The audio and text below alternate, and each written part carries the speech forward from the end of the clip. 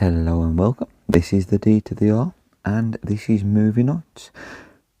Tonight's movie, H.G.Wells The Time Machine, from 1960, another sci-fi classic starring Rod Taylor, Yvette Mimieux, Alan Young and Tom Helmore. And as many people might not know, it was based on the 1895 novel of the same name, written also by H.G. Wells. So as the film is beginning, we get these objects, clocks, floating round. And there's chimes as well. And then it cuts to the main title of the film. So the film begins and we have a nice closed little street. I think this is just at the start of the 19th century. It seems to be snowy and cold. And this gentleman here is just rushing across the road to head to the house. Now I've got to say, this film is a fan favourite of mine. I do enjoy H.G.Wells The Time Machine. There was a remake, I believe, in 2003, and the remake's okay, but I do prefer the original from 1960, if I do say so myself. So the gentleman that was crossing the road here has just entered the house, and this is the landlady. Now, he plays quite an important role in the film. This is Mr. Philby. You will see him throughout the film, and obviously you'll see the landlady as well, who cares for the main character and makes sure the house is in tip-top condition. So this scene now, that was a gentleman who was outside, and these other three gentlemen, I believe, are either business associates and friends, and he's invited them for dinner. Now, he's not showed up. This seat here is for the main character, played by Rod Taylor. I forgot his name for a second then, but in this he plays a character called George, and he's the one that invents the machine. Now, the lady at the back who's serving dinner, she has just told these gentlemen she's not seen him for about several days, and he's not come out of his laboratory. So things are looking a bit strange, and they've been told to proceed with dinner without him until he arrives. So now this scene here sees the main character George come back looking rather battered, bruised and beat up, and all this becomes clear as the film continues, because as with time travel, nothing's never straightforward, and it's all a bit higgledy-piggledy. So we will continue. And now, a bit later on, it's gone back in time, and there's the same character George, sat with the same group of friends, about to reveal his big invention. And I'm not quite sure they quite appreciate what he's actually achieved, and I think this drives him more to do the impossible and create the time machine. And just there inside the box, that is the miniature version of the time machine. And there we have a better view, more up close, all the same little details. There's the lights on top, and the lever, the chair, and there we have the big fan. Well, not a fan, but that spins round. And anyone who's a fan of the Big Bang Theory, this always reminds me of that episode where Leonard purchases this same object on eBay, but on with the film itself. And here we have the actual full-scale time machine. Notice that this part here is different to the smaller scale model. This is more of an orangey colour, but everything else seems pretty much similar. He has just sharpened the device there so it fits into this box here, and this controls, pulls backwards and forwards depending on which way he wants to go, forwards or backwards in time. And I think he's about set to go on his first journey into the future. And we have this iconic scene where George is about to take his first trip in the time machine.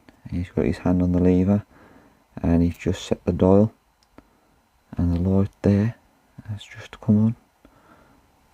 And I think by the expression on his face there's a little bit of praying going on there, hoping it works. So here we have the machine starting to work. So he's just slowing it down, and the actual blurriness of the video is actually what happens on the screen. It's distorted, so he's actually travelling through time kind of effect. So it's not just the camera picking it up, that actually happens in the film as well. As you can see, the wheel behind him, which had a pattern on, is still spinning, although the light has sort of gone out now. And now he's just pulling the lever just to slow down. And here it's night time, but then all of a sudden it switches to daytime. And there's also a scene I will show you in a minute there. He's got a view of a shop window, and anyone that saw the film will know, as he travels forward in time, the clothes on the mannequin change with the styles. And here we have a view, the month, the year and the day.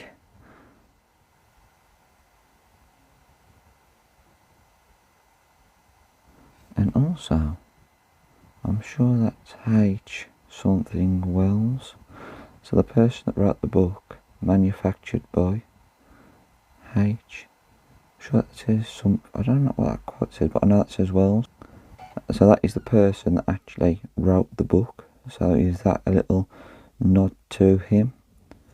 I never actually noticed that before. It's only doing this review that I've actually spotted that.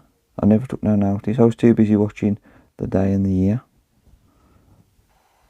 And there is the mannequin I was talking about.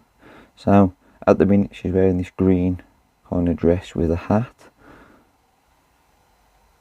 And now he's gone forward, I think about a year or two, and the fashion has changed. It's now purple. So this is happening, for him, it's happening in the matter of a couple of seconds. But in the film, it's shown quite quick, like it's in fast forward. It's actually really good how they did it. To say it was 1960, quite impressive. So now he's gone forward, and that is his first encounter with a motor car. As you can see, there he is, just crossing the road. And also the house where he lived, because he's gone forward.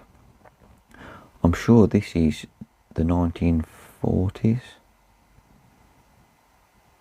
And because we have, if I just pan that way a little bit, over there is a record player, just there, and obviously we've got a motor car there. So I believe this is around the 1940s period. And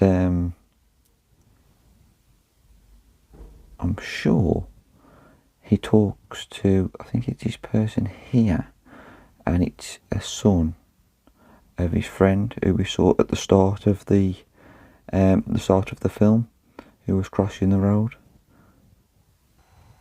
And in this part, he has now travelled forward. Now the time machine can't move physically. It can go backwards and forwards in time, but it can't move. So now the house has disappeared, and this is further in the future. And these people here, there's an air raid siren going off. So this is depicting what would probably be World War III, and they're going into the air raid shelter. As we can see, the bridge is still there, but the cars now are a lot more modernised for that time of year, and also the dress sense has changed as well. And I've just noticed the outline of the trees is different. They're all here. The colour scheme there doesn't match there, and the same with the bridge. So this city behind is different to that. And actually, again, I'd never noticed. When you watch the film, it's not until, because I've actually paused it to record and talk, I actually noticed this little detail here. Now jumping forward, it just about makes it back to the time machine, and all chaos has broke out. There's been mass disaster and molten lava and absolute carnage has took hold of the city. As you can see, the bridges started to break and there's all dust and debris everywhere, and actually the streets starting to crack open. As we can see, buildings completely on fire, burning to a cinder. So this seems to be the end, well, what he thinks the end of civilization.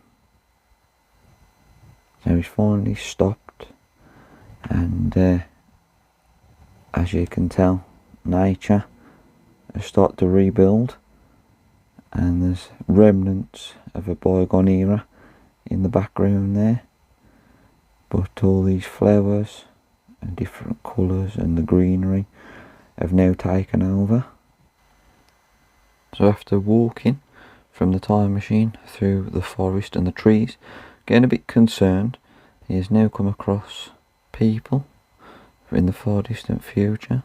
A little bit different to what the people he's used to. They have no concern, as you will see if you watch the film or you saw the film. There's out there, he notices there's a girl in trouble who can't swim and he's drowning, and they just sit round and no one tries to help. So that was the girl he rescued, and he's trying to figure out what exactly has gone on and why people are different to what he's used to, and trying to work it all out and find out what, you know, what everyone's about, kind of thing. Must have been strange, but it does get a lot better. Again, them all sat in a big dome shaped building, and there's fresh fruit.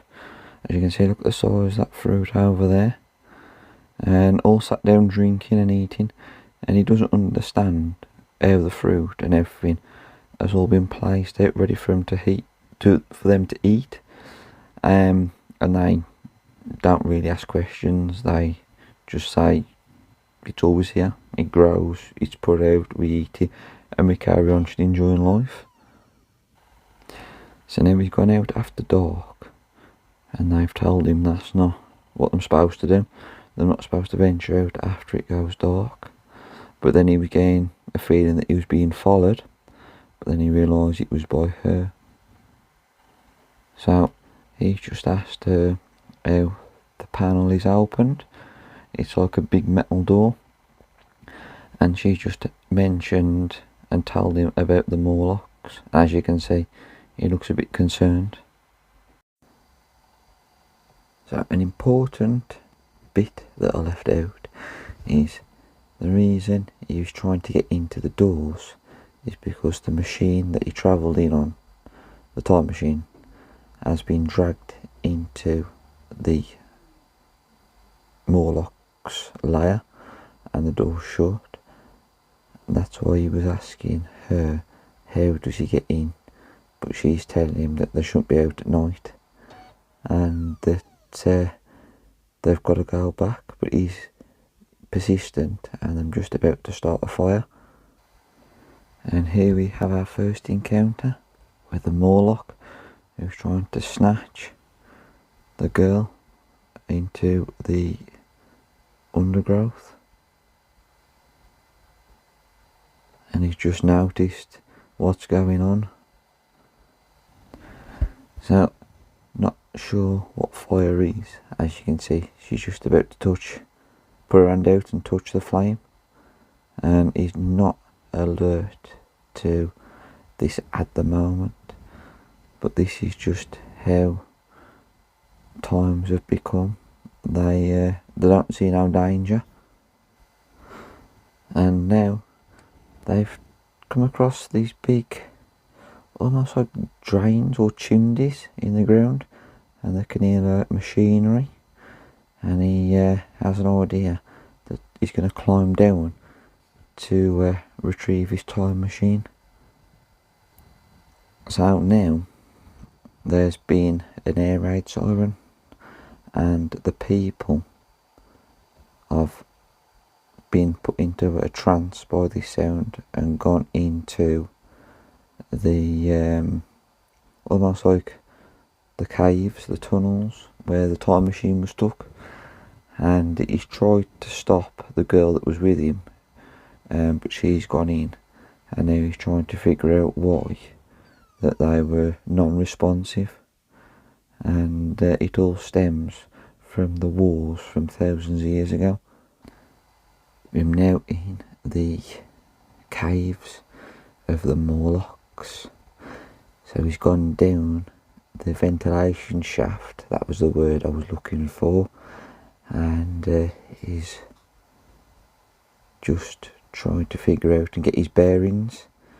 But there are two, almost look like big tankers, and there's piping at the top and piping around, so maybe it was water or fuel.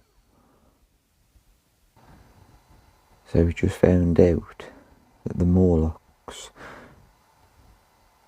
summon the Eloi into the caves and then obviously use them for food, and these are the remains, bones and skulls, skeletons. A bit drastic for a 1960 science fiction film. So as George walks off, you can see a Morlock clinging to the wall, just hiding, waiting to pounce. So as George is going across the top, there's a beady pair of eyes watching him. And there we have a Morlock. I like it how they didn't just show him straight away. They kind of kept him in the shadows, made him kind of like eerie and creepy. So you don't get the full view of him. You just see little bits like the hand or the glowing eyes or the back of the head. It keeps you in suspense. And here we have another shot of one of the Morlocks just peering through the gap.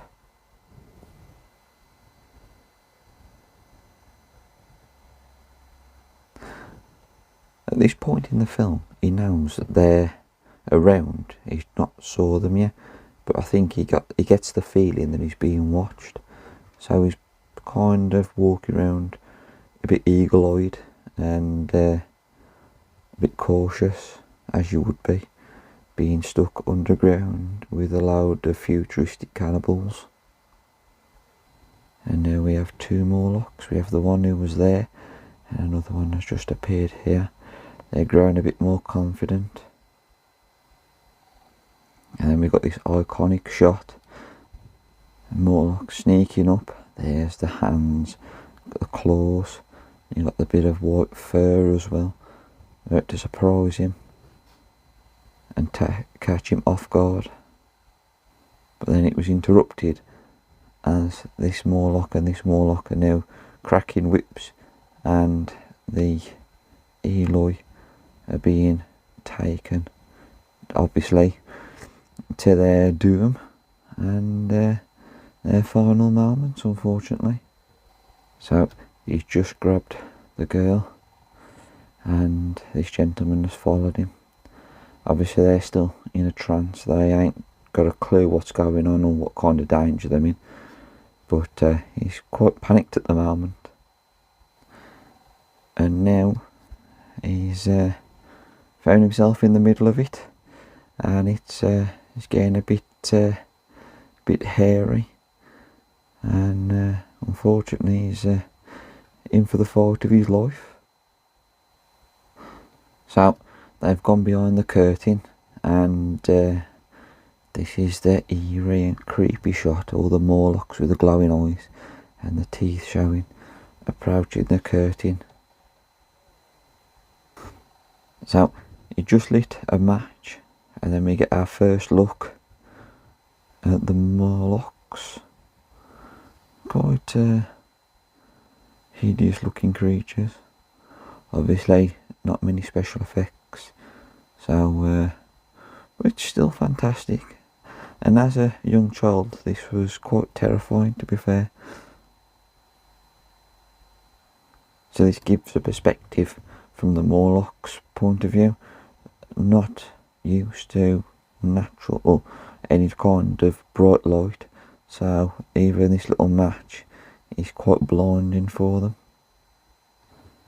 So quite frantic and worried now, trying to light the torch that he came in with, which he was going to use now to try and keep the Morlocks at bay. Unfortunately that's his last match, and she's just tore part of a dress, so he's going to wrap it round. So now he's run out, he's trying to save these. She can just about see there, he just give that Morlock quite a whack right to the old brain box, sent him flying.